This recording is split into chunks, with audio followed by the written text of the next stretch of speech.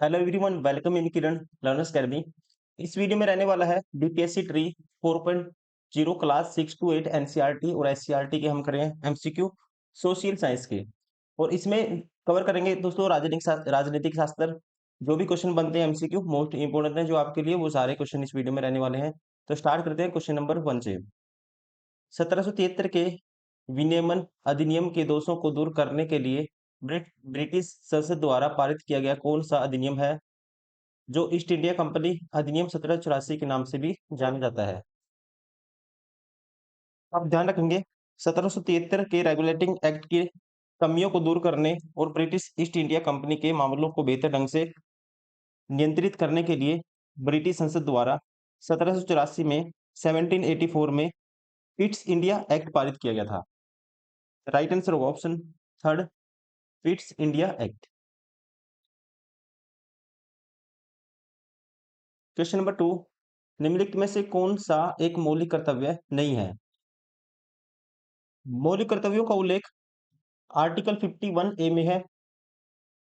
और इनमें देखो, संविधान का पालन करना, राष्ट्रीय ध्वज का सम्मान करना एक मौलिक कर्तव्य है। एकता और भाईचारे को बढ़ावा देना, सैन्य और शिक्षा के अतिरिक्त सभी उपाधियों का उन्मूलन, ये दोस्तों आता है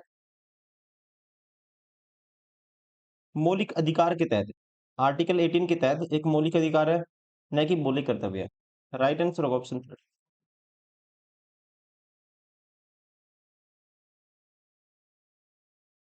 निम्नलिखित में से किस अनुच्छेद में यह उल्लेख किया गया है कि नीति निर्देशक सिद्धांत न्यायालय द्वारा परिवर्तनीय नहीं है।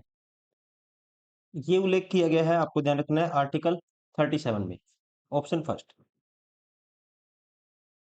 क्वेश्चन नंबर 4, ऐसे अपराध जिनके लिए पुलिस न्यायालय के आदेश के बिना किसी व्यक्ति को गिरफ्तार कर सकती है उसे डैश कहते हैं। ऐसे अपराध आते हैं कोग्निजेबल ऑफेंसेस में, मतलब कि संज्ञेय अपराध। राइट आंसर होगा ऑप्शन फर्स्ट।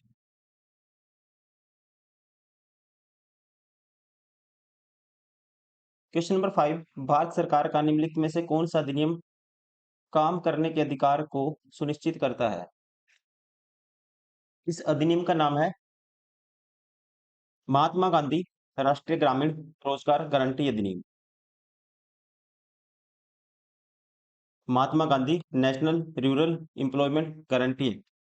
राइट आंसर होगा ऑप्शन फर्स्ट। क्वेश्चन नंबर 6, भारतीय संसद के दोनों सदनों की संयुक्त बैठक को कौन आहूत करता है। आहूत, आहूत का मतलब बुलाना। दोस्तों ये अधिकार है किसके पास, राष्ट्रपति के पास, भारत के राष्ट्रपति। राइट आंसर होगा ऑप्शन सेकंड।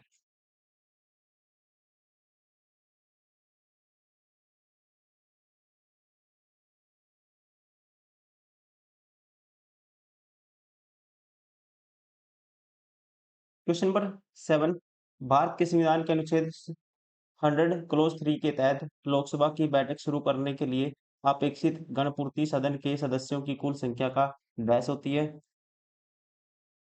ये होती है, ध्यान रखना आपको, 1/10वां हिस्सा। राइट आंसर होगा ऑप्शन फर्स्ट।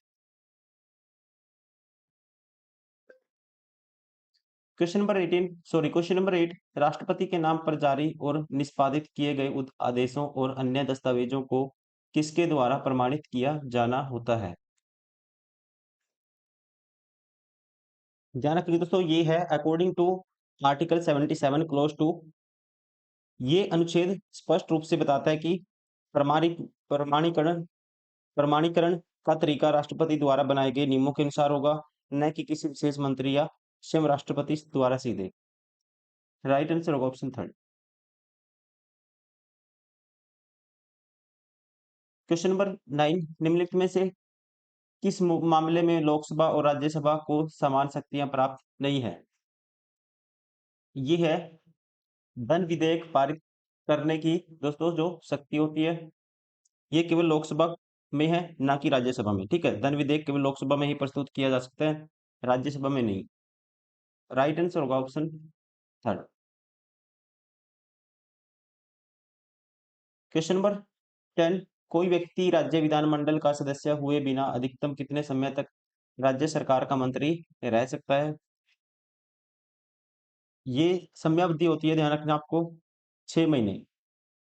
संविधान के अनुसार कोई भी व्यक्ति जो राज्य विधानमंडल का सदस्य नहीं है, वह अधिकतम 6 महीने तक राज्य सरकार में मंत्री के पद पर रह सकता है। राइट आंसर होगा ऑप्शन थर्ड। क्वेश्चन नंबर 11, निम्नलिखित में से किस वर्ष भारतीय चुनाव आयोग में पहली बार 2 अतिरिक्त आयुक्त नियुक्त किए गए थे? ध्यान रखना है, ये किए गए थे 1989 में। राइट आंसर होगा option first. Question number 12, Manipur, Meghalaya, Tripura dash के अंतर्गत राज्य बनाए गए? इसका राइट आंसर होगा ऑप्शन फर्स्ट, उत्तर पूर्वीय क्षेत्र पुनर्गठन अधिनियम। उत्तर पूर्वीय क्षेत्र पुनर्गठन अधिनियम 1971। Option first is correct.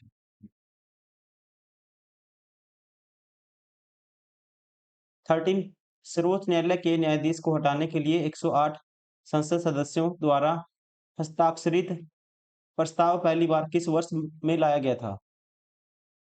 ध्यान रखेंगे, सर्वोच्च न्यायालय के न्यायाधीश को हटाने के लिए पहली बार 108 संसद के सदस्यों के द्वारा प्रस्ताव पर हस्ताक्षर 1991 में किए गए थे। राइट आंसर होगा option second. Option second. Question number 14, नगर प्रशासन का कौन सा प्रकार छोटे शहरी क्षेत्रों को का नियंत्रण करती है? ये करती है, ध्यान रखना है, नगर पंचायत। नगर पंचायत छोटे शहरी क्षेत्रों का नियंत्रण करती है, जो ग्रामीण से शहरी क्षेत्र में परिवर्तित हो रहे होते हैं। नगर panchayat, right answer option first. Question number 15, भारतीय संविधान के किस अनुच्छेद के अंतर्गत जिला योजना समिति का गठन होता है? ध्यान रखेंगे आप, भारतीय संविधान के अनुच्छेद 243 जेड डी के अंतर्गत जिला योजना समिति, इंग्लिश में बोलते हैं डिस्ट्रिक्ट प्लानिंग कमेटी, इसका गठन किया जाता है। राइट आंसर होगा ऑप्शन फर्स्ट। क्वेश्चन नंबर 16, एक स्वयं सहायता समूह यूथ फॉर इक्वालिटी द्वारा आर्थिक रूप से पिछड़े लोगों को 10% का कोटा जिसे संविधान के डैश संशोधन द्वारा लागू किया जाता गया है, उसे सर्वोच्च न्यायालय में चुनौती दी गई। इसका राइट आंसर होगा, ये था 103वां संविधान संशोधन और ईडब्ल्यूएस आरक्षण। राइट आंसर होगा ऑप्शन सेकंड। क्वेश्चन नंबर 17, भारतीय संविधान के निम्नलिखित में से किस संशोधन ने घोषित किया कि संसद के पास अनुच्छेद 368 के तहत किसी भी मौलिक अधिकार को कम करने या हटाने की शक्ति है और ऐसा अधिनियम अनुच्छेद 13 के तहत कानून नहीं होगा? ये था दोस्तों, ध्यान रखेंगे आप, 24वें संशोधन अधिनियम जो हुआ था 1971 में। इसने घोषित किया कि संसद के पास अनुच्छेद 368 के तहत किसी भी मौलिक अधिकार को कम करने या हटाने की शक्ति है और ऐसा अधिनियम अनुच्छेद 13 के तहत कानून नहीं होगा। राइट आंसर होगा ऑप्शन थर्ड, 24वें संशोधन 1971। क्वेश्चन नंबर 18, भारत के संविधान का कौन सा अनुच्छेद राष्ट्रपति को विशिष्ट श्रेणियों के मामले में उच्चतम न्यायालय की राय लेने के लिए अधिकृत करता है? ये है, ध्यान रखेंगे, अनुच्छेद 143। 143 ध्यान रखना आपको, article 143, option second. Question number 19, Malimath समिति की रिपोर्ट निम्नलिखित में से किससे संबंधित है? मलिमत समिति का गठन भारत सरकार द्वारा वर्ष 2000 में आपराधिक न्याय प्रणाली में सुधारों के जांच के लिए किया गया था और ये संबंधित है आपराधिक न्याय प्रणाली सुधार से। राइट आंसर होगा ऑप्शन थर्ड। 120, क्वेश्चन नंबर 20, निम्नलिखित में से कौन सा भारतीय अधिनियम वर्ष 2005 में पारित किया गया था? ये था, ध्यान रखना है, घरेलू हिंसा से महिला संरक्षण अधिनियम। राइट आंसर होगा ऑप्शन थर्ड। क्वेश्चन नंबर 21, भारतीय संविधान में स्वतंत्र न्याय प्रणाली की अवधारणा का सार कहां से लिया गया है? इसको अडॉप्ट किया गया है अमेरिका, यूएसए से। राइट आंसर होगा option first. Question number 22, Bharat की राजनीतिक व्यवस्था का स्वरूप निम्नलिखित में से कौन सा है? ये स्वरूप है भारतीय राजनीतिक व्यवस्था का गणतंत्रीय, संघीय, संसदीय। Option third.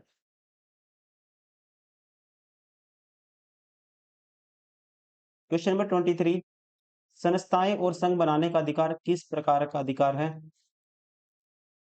ये आता है भारतीय संविधान के अनुच्छेद आर्टिकल 19 क्लोज 1 सी में। इसके तहत मौलिक अधिकार के रूप में नागरिकों को प्रदान किया गया है। केवल नागरिकों के लिए सुनिश्चित स्वतंत्रता का अधिकार है जो। राइट आंसर होगा ऑप्शन सेकंड।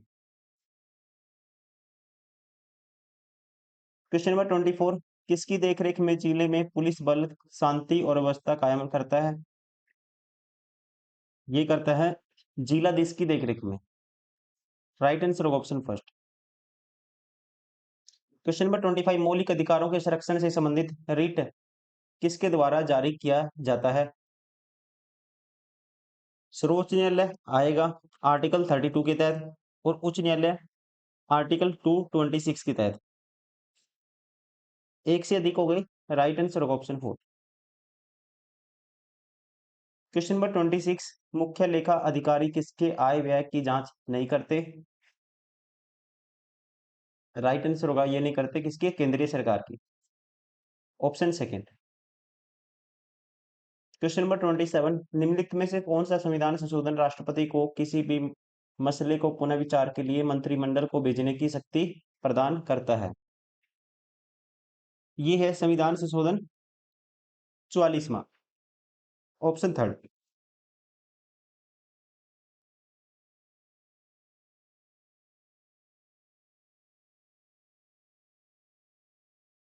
क्वेश्चन नंबर 28, भारत के संविधान की उद्देशिका के बारे में निम्नलिखित में से कौन सा कथन सही है? सही उत्तर का चयन कीजिए। पहला, उद्देशिका स्वयं न्यायालय में परिवर्तनीय नहीं है। ये स्टेटमेंट अपने आप में ठीक है। उद्देशिका दोस्तों मतलब की प्रस्तावना भारतीय संविधान का एक महत्वपूर्ण भाग है, लेकिन यह सीधे तौर पर न्यायालय में लागू नहीं की जा सकती और न ही यह किसी अधिकार या कर्तव्य का स्रोत है। बी, उद्देशिका उन उद्देश्यों को बताती है जिन्हें संविधान स्थापित करना और आगे बढ़ाना चाहता है। ये भी अपने आप में ठीक है। तीसरा, उद्देशिका का स्रोत इंगित करता है जहां से संविधान अपना प्राधिकार प्राप्त करता है। ये भी स्टेटमेंट अपने आप में ठीक है। उद्देशिका हम भारत के लोग शब्दों से शुरू होती है, जो यह दर्शाता है कि संविधान को शक्ति प्रदान करती है और भारत की जनता से मिलती जुलती है। तीनों सही है। राइट आंसर होगा ऑप्शन फोर। 29, भाषण की स्वतंत्रता किस शासन के लिए आवश्यक है? आसान क्वेश्चन है। राइट आंसर होगा ऑप्शन फर्स्ट, लोकतंत्र। क्वेश्चन नंबर 30, निम्नलिखित में से कौन कल्याणकारी राज्य का समर्थक था? इसका राइट आंसर होगा कल्याणकारी राज्य का समर्थक option first, doctor Ambedkar, doctor Bhimrao Ambedkar. 31, निम्नलिखित में से किस संबंध में केंद्र शासित प्रदेश के उपराज्यपाल स्वतंत्र रूप से कार्य करते हैं? पहला, परिवहन। परिवहन में दोस्तों परिवहन क्या है? ये मामला आमतौर पर निर्वाचित सरकार के दायरे में आता है। उपराज्यपाल इसमें स्वतंत्र रूप से कार्य नहीं करते। वैसे ही बिजली भी, लेकिन इसमें कानून और व्यवस्था जैसे कह सकते हैं दिल्ली जैसे केंद्र शासित प्रदेशों में कानून और व्यवस्था सीधे उपराज्यपाल के अधीन आती है। ये अपने आप में ठीक है, और इस संबंध में स्वतंत्र रूप से निर्णय ले सकते हैं उपराज्यपाल। क्वेश्चन नंबर 32, भारतीय संविधान के अनुसार संसद की बैठक एक वर्ष से कम कितनी बार होनी चाहिए? कम से कम प्रति वर्ष न्यूनतम 2 सत्र होने चाहिए। राइट आंसर होगा ऑप्शन सेकंड। क्वेश्चन नंबर 33, निम्नलिखित में से कौन सी दल पद्धति लोकतंत्र के स्थायित्व के लिए सबसे उपयुक्त है? ये है राइट आंसर होगा ऑप्शन थर्ड द्विदलीय। क्वेश्चन नंबर 34 नागरिक शास्त्र के अध्ययन का मुख्य विषय है। इसमें नागरिक शास्त्र जिसे नागरिक विज्ञान या राजनीति विज्ञान के रूप में जाना जाता है, नागरिकों, सरकार और समाज के बीच संबंधों को दर्शाता है और इसका अध्ययन किया जाता है। सारे आएंगे इसमें नागरिक, पंचायती राज, राज्य। उपयुक्त में से एक से अधिक। राइट आंसर होगा ऑप्शन 4। 35 भारत में पंचायती राज व्यवस्था को द्विस्तरीय बनाने का सुझाव था। ये सुझाव था दिया था अशोक मेहता समिति ने। Option third. क्वेश्चन नंबर 36 सीमाओं के भीतर हम अपने न्यायाधीशों का आदर करते हैं, पर कोई न्यायाधीश अथवा कोई न्यायालय अपने को व्यवस्थापिका का तीसरा सदन नहीं बना सकता। ये विचार किसके हैं? ये कथन है जवाहरलाल नेहरू का। राइट आंसर होगा ऑप्शन फर्स्ट। 37 भारत में संविधान सभा का निर्माण किस योजना के अंतर्गत हुआ? ये हुआ था कैबिनेट मिशन योजना के तहत, जिसे कह सकते हैं मंत्रिमंडलीय mission. 1946 cabinet cabinet mission 1946 1946। Right answer होगा ऑप्शन फर्स्ट। क्वेश्चन नंबर 38 लोकतंत्र के बारे में निम्नलिखित कथनों पर विचार करें और कौन सा इनमें से सही है वो बताना है आपको। पहला, इन्हें लोगों द्वारा निर्वाचित सरकार का गठन होता है। ठीक है। लोकतंत्र में वर्तमान में सत्तासीन लोगों के हारने की संभावना काफी होती है। ठीक है। प्रत्येक मत का मूल्य एक ही होता है। ठीक है। राइट आंसर होगा ऑप्शन 4 उपयुक्त में एक से अधिक। 39 राज्य की उत्पत्ति का सबसे सही सिद्धांत है। ध्यान रखेंगे ये है विकासवादी सिद्धांत। राइट आंसर होगा ऑप्शन थर्ड। क्वेश्चन नंबर 40 सर्वोच्च न्यायालय के बारे में निम्नलिखित कथनों पर विचार करें। कौन सा सही है ये आपको बताना है। पहला, सर्वोच्च न्यायालय की स्थापना 26 नवंबर 1949 को उसी दिन हुई थी जिस दिन भारत गणतंत्र बना था।